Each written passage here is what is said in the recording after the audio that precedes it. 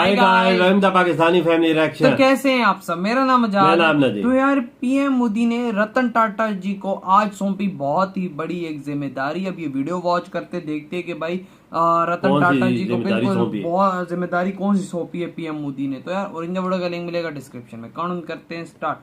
रतन टाटा जी बहुत एक अच्छे और ग्रेट इंसान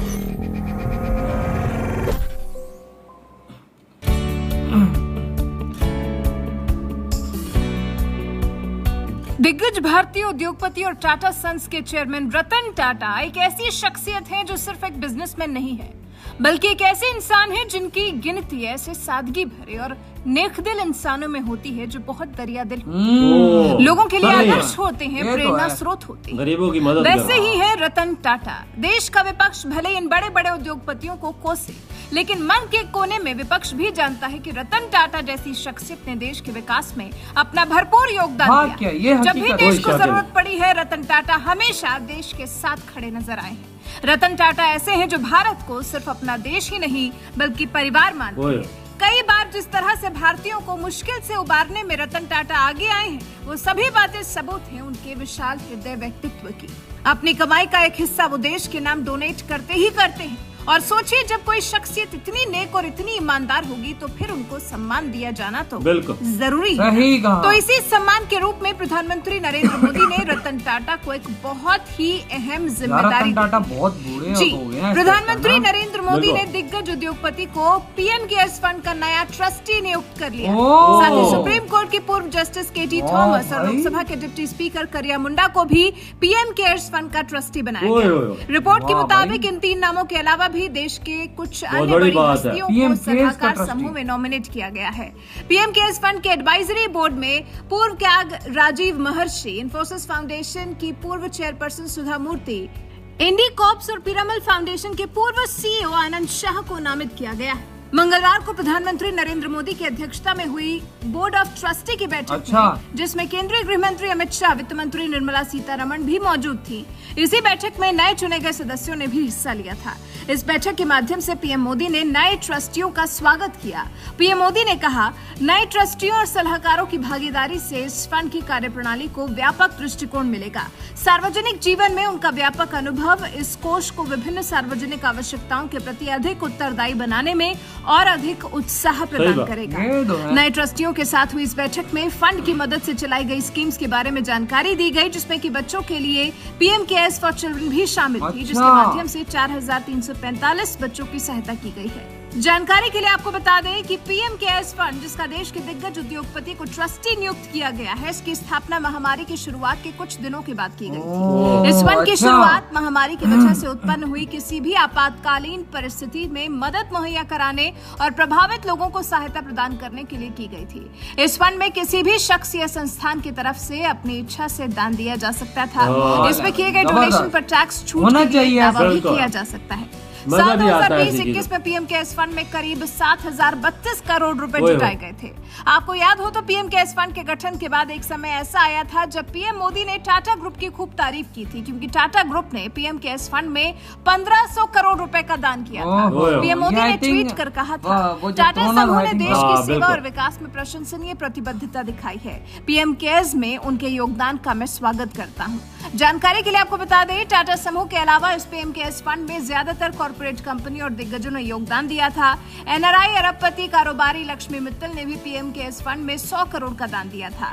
बाबा रामदेव के नेतृत्व वाले पतंजलि समूह ने पीएम केयर्स फंड में 25 करोड़ रुपए का दान करने का ऐलान किया था। सुनील मित्तल के भारतीय एंटरप्राइजेस ने भी 100 करोड़ का दान दिया था। Steel authority of India limited ने भी 30 करोड़ रुपए डोनेट किए। इस मुश्किल वक्त में कई कर्मचारियों पीएम केयर्स फंड के लिए दिया था। इसी पीएम केयर्स फंड से महामारी को लगाम लगाने में सफलता हासिल हुई थी। इस फंड में आए पैसों से महामारी के दौरान मैन्युफैक्चरिंग का काम आसान हुआ था।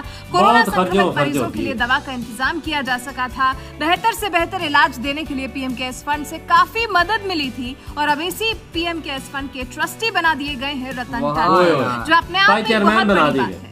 वैसे आप देश के दिग्गज उद्योगपति रतन टाटा को पीएम मोदी की तरफ से दिए गए सम्मान को लेकर क्या कुछ कहना चाहेंगे? कमेंट कर हमें जरूर बताएं। कमाल है यार, बहुत अलग। गरीबों की मदद के लिए और खड़े होते हैं। सही कहा। इसी के साथ हुई ये वीडियो खत्म। यार वाकया में भाई मतलब ये बहुत ही बड़ी एक किस्म की बात है कि भाई उनको बना दिया गया है चेयरमैन, हाँ मतलब ट्रस्टी चेयरमैन जो भी आप लोग कह सकते हैं, लेकिन ये बहुत बड़ी जिम्मेदारी बड़ी बात वजह बढ़ चढ़ के इन्होंने हिस्सा लिया, तो कितना पैसा इन्होंने यार। अब मैं आपको बताता हूँ 1500 करोड़ इंडिया है, हमारे यहाँ का समझ लो इंडिया का 1 रुपया, हमारे 3 रुपए, तो 1500 करोड़ तो 30 तो 4500 करोड़। बिल्कुल। इस ट्रस्ट में कितने कितने बिजनेसमैनों ने हिस्सा लिया है, कोई 100 करोड़ दे रहा है, कोई 25 करोड़ दे लेकिन रहा है। रतन टाटा जी ने जैसा पैसा जो ये देते हैं, बिल्कुल वो एक अलग देश को दान तो करते ही करते, लेकिन ये अलग किया था। और यार अंदाजा लगा लो रतन टाटा जी कितने अच्छे इंसान है कि भाई उनको आज पीएम मोदी ने अपने पीएम केयर फंड का बड़ा भाई चेयरमैन या ट्रस्टी, ये बड़ी बात होती है, बहुत बड़ी। और छोटी बात एक नहीं बात है, जिम्मेदारी भी बहुत बड़ी, ये बात है जिम्मेदारी। आप ये खर्चा अपने हाथ में रखेंगे ना, वो किधर करना है किधर नहीं करना, किधर हर चीजें मैनेज करनी। कोरोना की जब कोरोना आया तो कितना दवाइयां बनी थी, सब कुछ बना, ये ट्रस्ट के जरिए बनी। सही का ना, ज़ाहिरी बात है टाटा जी ने भी इतना पैसा दिया, औरों ने भी दिया, ये कि औरों ने ये नहीं बोल सकते नहीं दिया, लेकिन औरों ने भी दिया 100 करोड़ 25 करोड़। बजाज ऐसी चीजें आती है तो फिर कंपनियां बढ़ चढ़ के हिस्सा लेती हैं, जिसमें टाटा पहले नंबर पे, ये बोल सकते हैं 100%। और जिस तरह अभी यार टाटा जी वैसे काफी बूढ़े हो चुके हैं, मतलब मैंने अभी उनका रिसेंटली बात किया, मैं तो 70 के करीब ही आई थिंक सो, काफी मतलब अब बूढ़े हो गए, मतलब पीछे जिम्मेदारी बच्चे शच्चे होंगे ना, टाटा सन्स अब बच्चों ने संभाल है। लेकिन ये है कि अब यार टाटा जी इसके ट्रस्टी बन गए हैं, पीएम मोदी ने इनको काबिल समझा, इनको पूरे इंडिया में, हाँ पूरे इंडिया में अब यही सारा मैनेज वगैरह करेंगे, सब कुछ करेंगे। अब यार ज़ाहिरी बात है टाटा जी ऐसे ही इतना दान करते हैं, अब तो ट्रस्टी भी बन गए हैं, तो भाई और करेंगे भाई। अब तो ये वजह गरीबों की बहुत मदद करते हैं, अपने कमाई से तो ऐसा निकालते ही निकालते हैं गरीबों के लिए, पर ये अलग है,